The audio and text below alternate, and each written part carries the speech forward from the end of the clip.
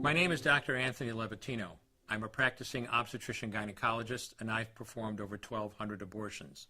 Today I'm going to describe a third trimester induced abortion, which is performed at 25 weeks to term. At this point, the baby is almost fully developed and viable, meaning he or she could survive outside the womb if the mother were to go into labor prematurely. Because the baby is so large and developed, this procedure takes 3 or 4 days to complete. On day 1, the abortionist uses a large needle to inject a drug called digoxin. Digoxin is generally used to treat heart problems, but a high enough dosage of digoxin will cause fatal cardiac arrest.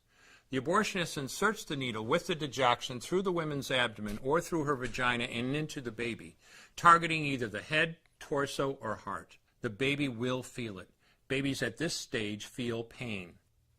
When the needle pierces the baby's body and the digoxin takes effect, the life of the baby will end. The abortionist then inserts multiple sticks of seaweed called laminaria into the woman's cervix. They will slowly open up the cervix for delivery of a stillborn baby. While the woman waits for the laminaria to dilate her cervix, she carries her dead baby inside of her for 2 to 3 days. On day 2, the abortionist replaces the laminaria and may perform a second ultrasound to ensure the baby is dead. If the child is still alive, he administers another lethal dose of digoxin. The woman then goes back to where she is staying while her cervix continues to dilate. If she goes into labor and is unable to make it to the clinic in time, she will give birth at home or in a hotel. In this case, she may be advised to deliver her baby into a bathroom toilet. The abortionist then comes to remove the baby and clean up. If she can make it to the clinic, she will do so during her severest contractions and deliver her dead son or daughter. If the baby does not come out whole, then the procedure becomes a D&E, a dilation and evacuation, and the abortionist uses clamps and forceps to dismember the baby, piece by piece. Once the placenta and all the body parts have been removed, the abortion is complete.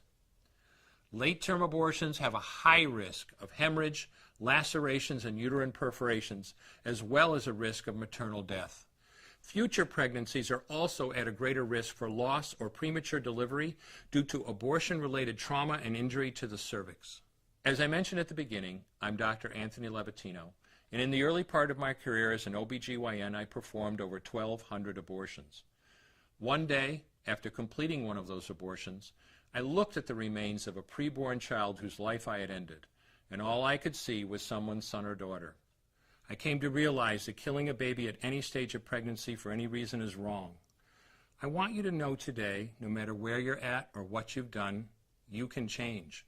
Make a decision today to protect the preborn. Thank you for your time. I will no longer do any more abortions.